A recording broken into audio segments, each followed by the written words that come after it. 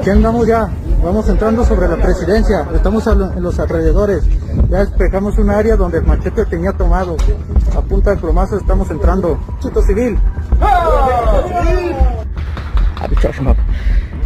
Ni modos, compañero, échale, ni modos, compañeros. Señor gobernador, ya que no nos escuchó, los 65 agentes que estuvieron manifestando, entonces ahorita tomó la decisión el pueblo, ahorita se está entrando del pueblo, ahorita ya tomaron la cabecera. Entonces, señor gobernador, así que una disculpa, ahorita está rodeado la cabecera, ahorita todos todo el pueblo está adentro de la cabecera. Así es, señor gobernador, así que no nos escuchamos, así que ni modo, vamos a luchar con nuestro querido campesino.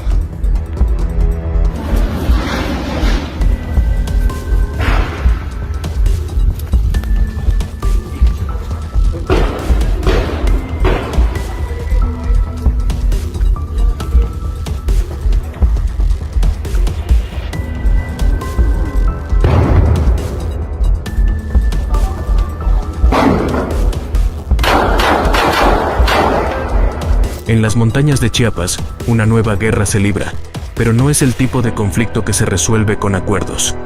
La frase, a punta de plomazos estamos entrando, es un eco que resuena en comunidades atrapadas entre el fuego cruzado de dos facciones, el Machete y los Herrera. En esta región donde la historia está marcada por la resistencia y la lucha por la dignidad indígena, el presente ofrece una realidad muy distinta. Ahora, los enfrentamientos no buscan justicia ni derechos, sino el control de rutas estratégicas y territorios clave. Pero ¿quiénes son estos grupos? Por un lado, un colectivo que surgió como defensor de su gente, con machetes en mano, pero que ha evolucionado hacia algo más oscuro. Por otro, una familia consolidada en actividades ilícitas, que ve su dominio amenazado por una fuerza emergente. Chiapas, el estado conocido por su biodiversidad y riqueza cultural, está siendo desfigurado por un conflicto donde las armas y el miedo son los principales protagonistas. ¿Qué llevó a este enfrentamiento a intensificarse? ¿Por qué esta región se ha convertido en un campo de batalla? Para entenderlo, debemos adentrarnos en la historia y las motivaciones de estos grupos, cuyas acciones han transformado una lucha territorial en una crisis que desangra a toda una comunidad. En el corazón de la Sierra Chiapaneca, los nombres del Machete y los Herrera se han convertido en sinónimos de poder y violencia. Aunque ambos operan en el mismo terreno, sus historias, orígenes y motivaciones difieren profundamente, lo que ha hecho inevitable un choque entre ellos. Para entender la raíz del conflicto, es esencial conocer quiénes son estas facciones y cómo llegaron a este punto. El Machete, como su nombre lo sugiere, surgió empuñando esta herramienta tradicional, pero no como un símbolo de violencia, sino de resistencia. Este grupo armado tiene sus raíces en comunidades indígenas que se levantaron en defensa de sus territorios y derechos. Inicialmente, su objetivo era proteger a los pueblos originarios de la explotación, el despojo de tierras y la invasión de intereses externos, incluidas las actividades ilícitas. Sin embargo, en los últimos años, su transformación ha sido evidente. De un colectivo con ideales de autodefensa, han pasado a convertirse en una fuerza más agresiva, adoptando tácticas que antes condenaban. Para muchos este cambio responde a la necesidad de sobrevivir en un entorno donde los grupos armados controlan gran parte de la dinámica económica y social. Por otro lado, los Herrera representan un modelo muy distinto. Este clan, con una presencia consolidada en la región, ha operado durante décadas en actividades ilícitas. Sus raíces no están ligadas a ideales de protección comunitaria, sino al control de rutas estratégicas para el tráfico de drogas, armas y personas. En las comunidades donde operan, los Herrera han impuesto un sistema basado en la intimidación y la corrupción, utilizando el miedo como su principal herramienta.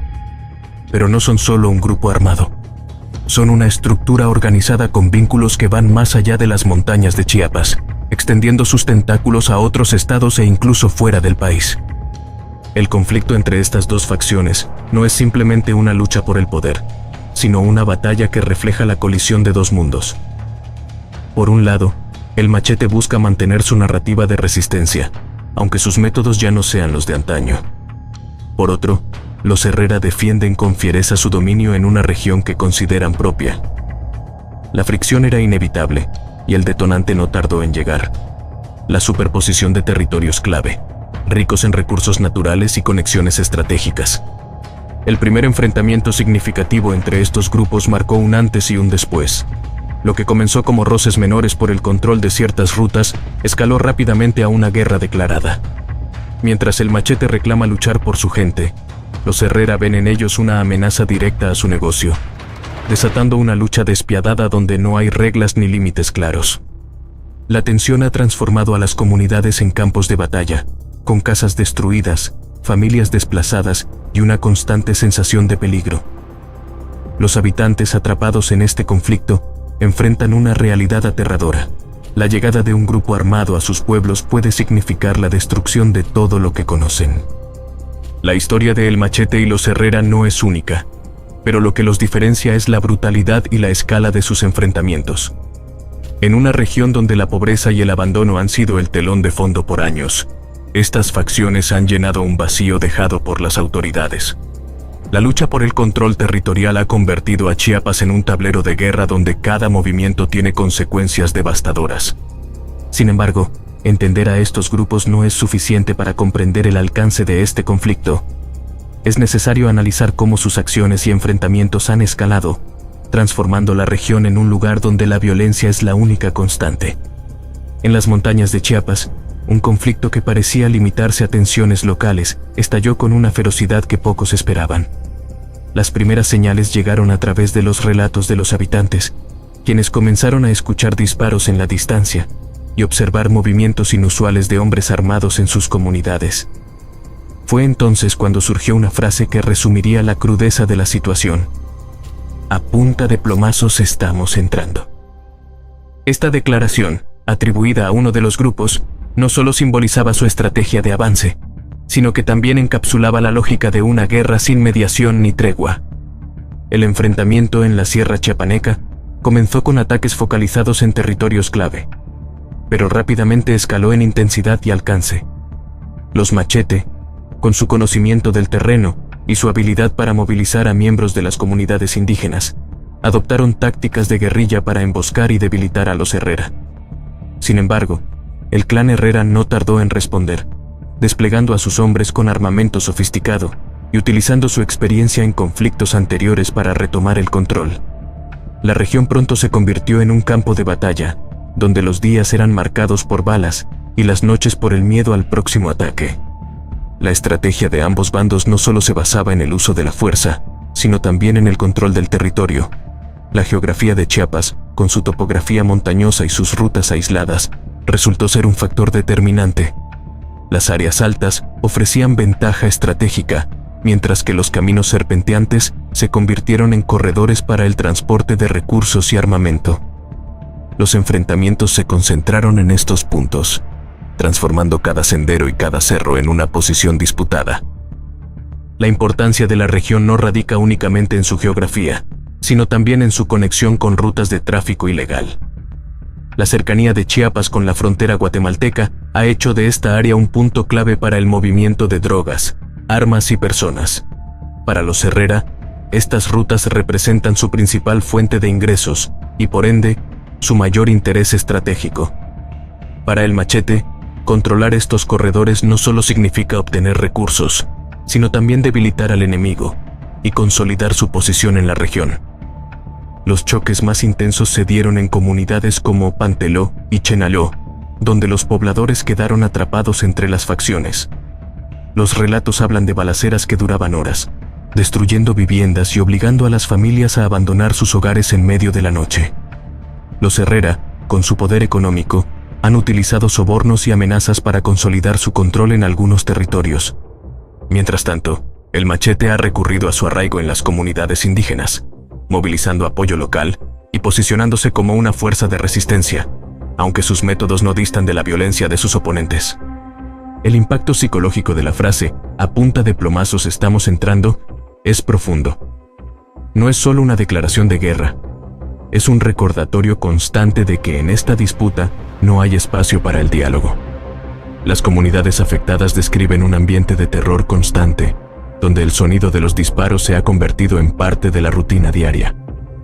La desconfianza entre vecinos ha crecido, pues nadie sabe quién podría estar relacionado con alguno de los grupos armados. A medida que el conflicto avanzaba, los ataques se volvieron más directos y despiadados. Casas quemadas, cultivos destruidos y desplazamientos masivos comenzaron a ser la norma. En algunos casos, los grupos armados dejaron mensajes explícitos en las comunidades, advirtiendo a los habitantes que eligieran un bando o enfrentaran las consecuencias. La neutralidad ya no era una opción. Pero más allá del daño material, el conflicto ha despojado a las comunidades de su sentido de seguridad. Lugares que alguna vez fueron refugios de paz en medio de la naturaleza se han convertido en zonas de guerra, donde el miedo define cada decisión. Las autoridades locales, desbordadas y muchas veces cómplices, han dejado un vacío que estos grupos han llenado con violencia y control territorial. En este escenario no hay ganadores claros. Cada territorio conquistado es una victoria efímera, pues el ciclo de ataques y contraataques parece interminable.